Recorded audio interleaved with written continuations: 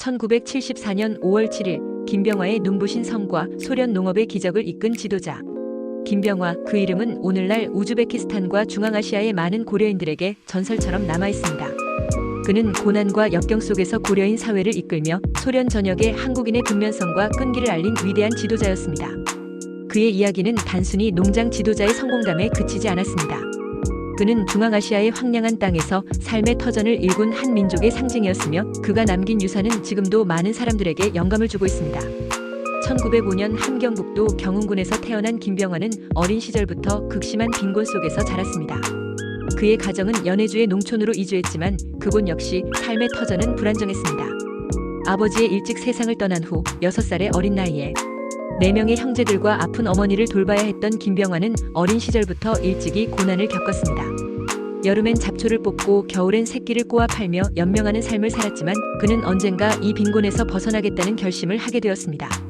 그는 자신에게 주어진 교육을 놓치지 않기 위해 지역 학교에서 4년 동안 공부했고 결국 대학까지 진학하여 지식을 쌓았습니다.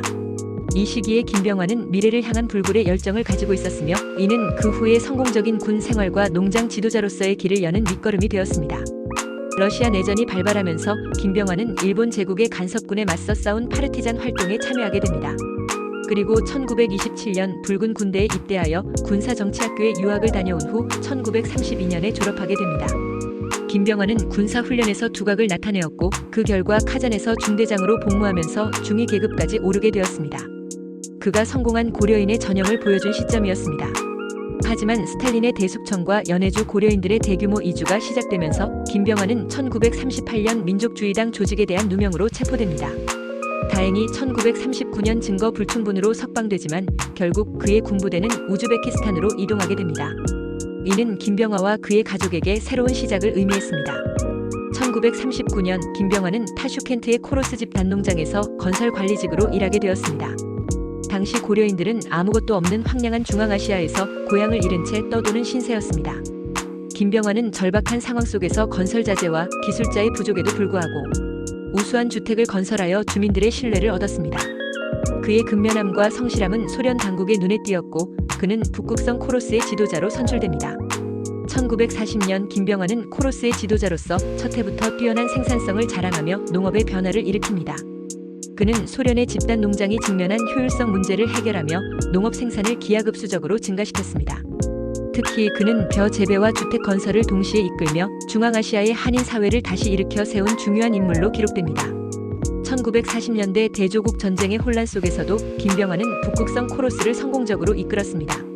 소련 정부의 지원이 부족했음에도 불구하고 그는 코로스를 더욱 효율적으로 운영하여 헥타르당 8톤의 생산량을 기록했습니다.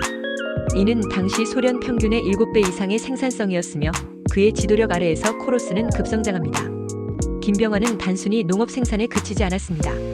그는 주민들의 생활 수준을 개선하고자 주택, 발전소, 축산시설 등을 건설하며 1945년에는 모든 농민들이 안정된 주택에서 살게 되었습니다. 또한 그의 지도력 덕분에 농민들은 대조국 전쟁 동안 모금 활동을 활발히 벌이며 국가에 기여하였습니다. 김병화는 그의 업적을 인정받아 2번이나 소련의 최고 훈장인 사회주의 노력 영웅 칭호를 받게 됩니다. 이는 소련 역사상 205명만이 받을 수 있었던 훈장이었으며 김병화는 그 중에서도 2번을 수여받은 인물로서 큰 의미를 지닙니다. 그는 레닌 훈장, 10월 혁명 훈장, 노력적기 훈장 등 수많은 훈장을 수여받았으며 그의 업적은 단순히 농업을 뛰어넘어 사회적, 경제적 발전에 크게 기여한 것으로 평가되었습니다. 김병화는 1960년대 후반 사회주의 노력 영웅 훈장을 받은 후 우즈베키스탄 사회주의 공화국의 최고농업위원회 위원으로 재임하며 우즈베크의 건설 사업에도 기여했습니다. 김병화는 1974년 위암으로 세상을 떠났지만 그의 유산은 여전히 살아있습니다. 그의 업적을 기리기 위해 타슈켄트에서는 거리의 이름을 김병화로로 명명하였고 그가 세운 농장과 기념관은 오늘날까지도 많은 사람들에게 그의 정신과 업적을 기억하게 합니다. 김병화는 단순히 농장 지도자가 아닌 고려인 공동체와 우즈베키스탄 사회의 기둥이었으며 그의 노력은 소련과 중앙아시아 역사 속에서 중요한 자리를 차지하고 있습니다. 구독과 좋아요는 영상을 제작하는 데 큰 힘이 됩니다.